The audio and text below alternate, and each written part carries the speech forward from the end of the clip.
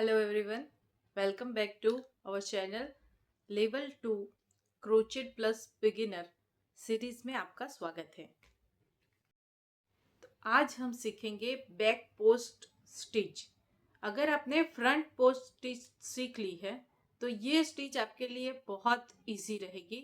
अगर आपने नहीं सीखी है और आपको नहीं पता है कि फ्रंट पोस्ट स्टिच क्या है, तो उसका वीडियो मैंने ऑलरेडी डाला हुआ है मेरे चैनल पे, आप देख सकते हैं।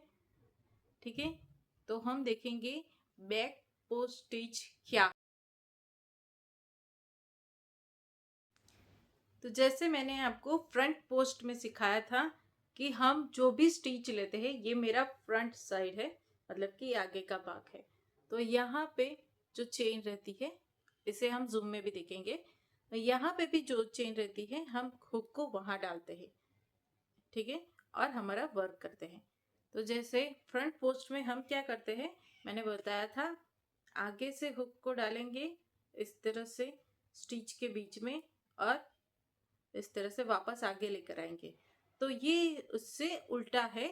हमें, ये हमारा आगे का पार्ट है, तो मैं इसे इस तरह अपनी तरफ घुमा रही हूँ।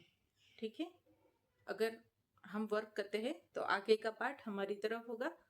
तो इसके लिए मुझे क्या करना है, ये मेरा वर्क है और ये आगे की साइड मेरी तरफ है, तो मैं ये वर्क के पीछे से हुक डाल रही हूँ। ठीक है, और फिर इससे इस तरह से वापस पीछे लेकर जा रही हूँ। ठीक है, फ्रंट में हमने क्या किया था, आगे से हुक को डाला था, इस तरह से, इस तरह से पीछे से लेकर आए थे, और ये हमारा फ्रंट पोस्ट हुआ। अब बैक पोस्ट में हम क्या कर रहे हैं, यहाँ से पीछे से हुक डालेंगे और इस तरह से वापस पीछे लेकर आएंगे। तो मैं इसको प्रॉपर जूम आउट करके सिखा रही हूँ, बस अब हम ये ऐसे सीख रहे हैं कि क्या है स्टिच, क्या है बैक पोस्ट स्टिच क्या है। तो जैसे मैंने आपको बताया कि हम हुक को वर्क के पीछे से एंटर करते हैं, तो इसीलिए इसको बैक पोस्ट, मतलब पीछे से, मतलब बैक से, तो इसको बैक पोस्ट स्टिच कहते हैं।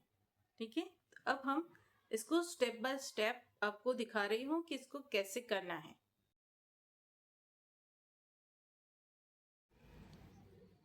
एक स्लिप नॉट बनाइए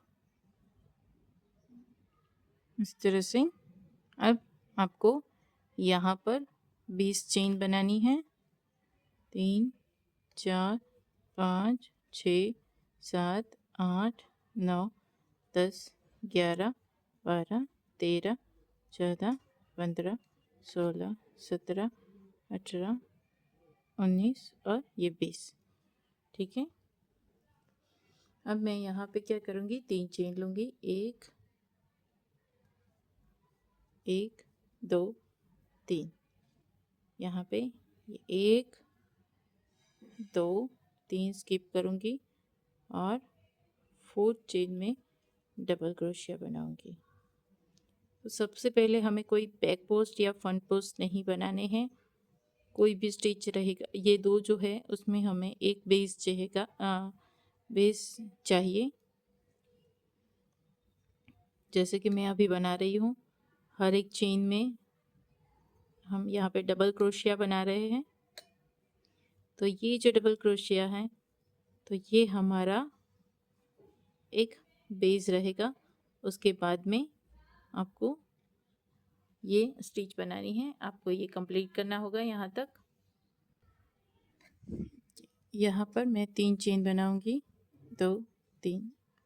ये 3 चेन को एक स्टिच की तरह काउंट करेंगे। अब ये बैक पोस्ट बना रहे हैं, तो हम क्या करेंगे, ये देखिए, ये एक लूप लिया मैंने। अब पीछे से इस तरह से आगे लेकर आए, वापस से इन दोनों के बीच से पीछे लेकर जाएंगे। हाँ, ये इस तरह से हो गया। वापस से एक बार यहाँ से डालेंगे हुक को, फिर वापस से इस दोनों के बीच से इस तरह से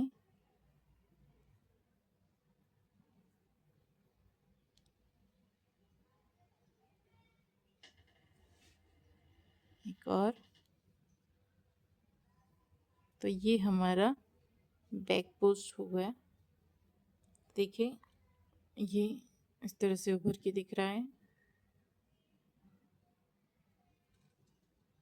तो इस तरह से आप एक डिफरेंट टेक्सचर क्रिएट कर सकते हैं। देखिए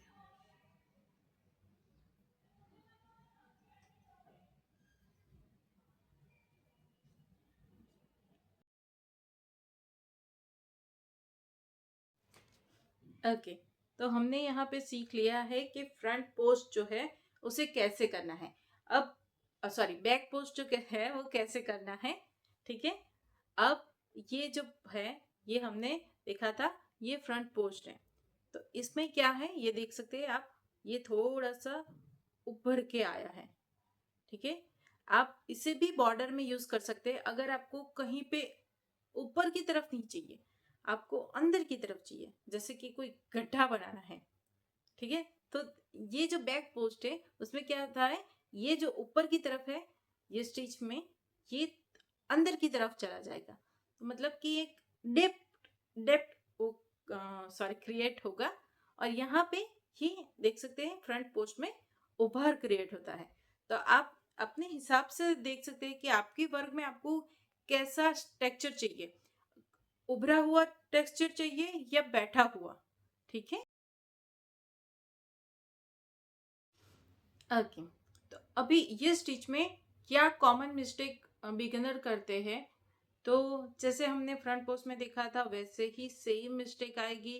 बिगिनर क्या गलती करते हैं, तो सबसे पहले मैंने बताया था उस तरह से टॉप में जहाँ पे हम रेगुलर स्टिच बनाते हैं वहां से हुक को डाल देते हैं, तो वो जो टेक्सचर हमें चाहिए वो नहीं मिलेगा।